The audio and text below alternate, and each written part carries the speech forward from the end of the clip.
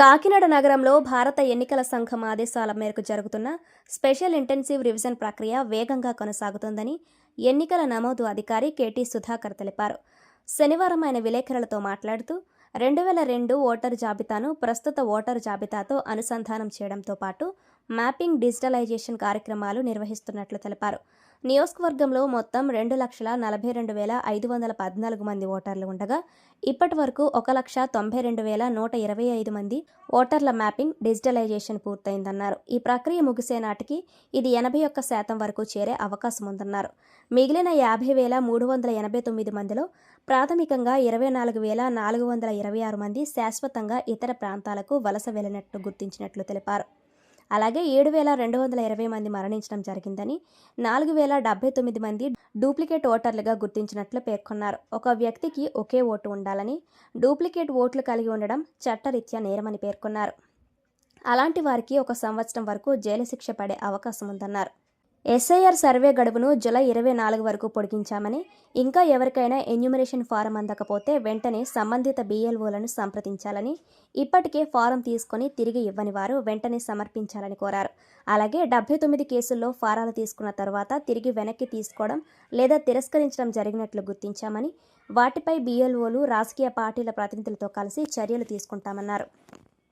Kakinada city ప్రజలకు నమస్కారం అండి. నేను ఈఆర్ఓగా ఉన్నాను కాకినాడ సిటీ కాన్స్టిట్యున్సీకి. ప్రభుత్వం వారి ఉత్తర్వుల మేరకు, అదేవిధంగా జిల్లా కలెక్టర్ వారి ఆదేశాల మేరకు మనం ఈ యొక్క ఎస్ఐఆర్ ప్రక్రియ అనేది మన స్పెషల్ ఇంటెన్సివ్ రివిజన్ అనే కార్యక్రమాన్ని మనం ప్రతి 20 సంవత్సరాలకు ఒకసారి టేకప్ చేయడం జరుగుతుంది. ఇది 2002లో చేశారు. ఇప్పుడు ఈ ప్రజెంట్ మనకు ఎస్ఐఆర్ అనే కార్యక్రమం నడుస్తూ ఉంది. దీనిలో భాగంగా 2002లో ఉన్నటువంటి ఓటర్ల జాబితాకు, ఇప్పుడు ప్రజెంట్ ఉన్న ఓటర్ల జాబితాకు అనుసంధానం చేస్తూ ఈ ప్రక్రియ అనేది స్టార్ట్ చేయడం జరిగింది. మొన్నటి వరకు మ్యాపింగ్ ప్రక్రియ జరిగింది. మ్యాపింగ్ అనంతరం ఇప్పుడు ఏం చేశారంటే, ఎలక్షన్ కమిషన్ వారి ఆదేశాల మేరకు ప్రతి ఒక్క ఓటర్కు ఎన్యూమరేషన్ ఫామ్స్ అనేది ఇవ్వడం జరిగింది. ప్రతి ఒక్క ఓటర్కు 2 ఫారాలు ఎన్యూమరేషన్ ఫామ్స్ ఇచ్చి, అవి కూడా ఒక ఫామ్ మనం సంతకం తీసుకొని ఆ వివరాలతోటి ఫోటోగ్రాఫ్ని అంటించి తీసుకొని వాటిని మళ్ళీ డిజిటైజ్ చేసి అప్లోడ్ చేయడం జరిగింది. అలా మనం చేసిన ప్రక్రియలో మొత్తం మనకు 2,42,514 మంది ఓటర్స్ ఉన్నారు. దానికి గాను మనం ఇప్పటి వరకు 1,92,125 మందిని మనం మ్యాపింగ్ డిజిటైజేషన్ చేయడం జరిగింది. అంటే 79.22% మనం చేయడం జరిగింది. ఇంకా ఎక్స్పెక్టెడ్ 1-2% పెరగటానికి అవకాశం ఉంది. మ్యాక్సిమం 80-81 వరకు రావడానికి అవకాశం ఉంది. అయితే ఈ రిమైనింగ్ చూసుకున్నట్లయితే మొత్తం 50,389 గాను రిమైనింగ్ ఉంటే, వాటిలో పర్మనెంట్ మైగ్రేషన్ కింద, అంటే ఇక్కడ ఈ ఊరు దాటి వెళ్ళిపోయిన వాళ్ళు కానీ అలా ఉన్నోళ్ళు 24,426 మంది అనేది ప్రాథమికంగా గుర్తించడం జరిగింది.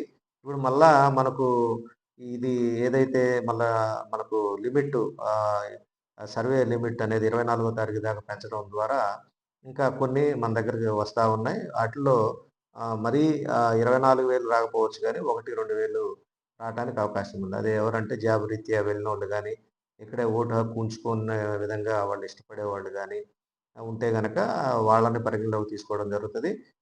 దీని పరంగా అందరూ గుర్తుంచుకోవాల్సింది ఏంటంటే, ఎలక్షన్ కమిషన్ ఆఫ్ ఇండియా వారి ఆదేశాలు కానీ, తర్వాత మన ఎలక్షన్ కమిషన్ ఆఫ్ ఆంధ్రప్రదేశ్ వారి యొక్క ఈ యొక్క అవకాశాన్ని వినియోగించుకొని, ఇక్కడ ఎస్ఐఆర్ యొక్క ముఖ్య కాన్సెప్ట్ ఏంటంటే, ఓటు హక్కు ఉన్న ఏ ఒక్క ఓటర్ కూడా ఓటు హక్కు వినియోగించుకునే విధంగా ఓటర్ లిస్టులో వాళ్ళ పేరు ఉండాలి.